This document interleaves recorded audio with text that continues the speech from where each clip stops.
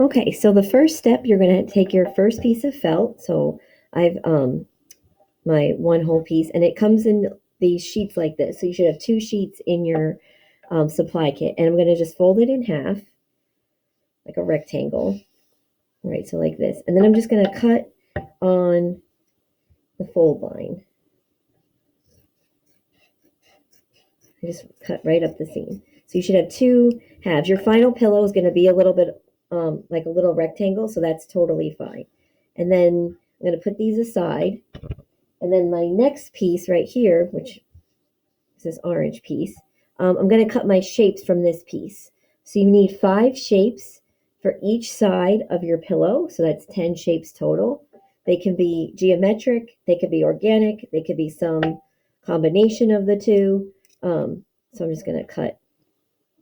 You can have a design. If you want to cut out letters, you could do that, though those would be a little bit more tricky to sew. So I'm going to do some these kind of like square shapes.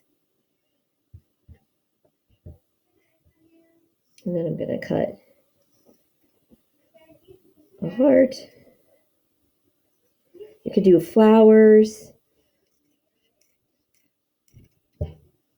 Right, so you'll have extra on the second piece of felt. Like I always say, if you want to do more than the requirement, that is totally fine.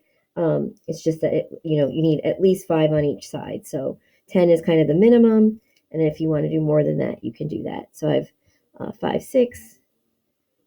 This one's going to be a little bit 7, 8. I want to make this a little bit more dramatic.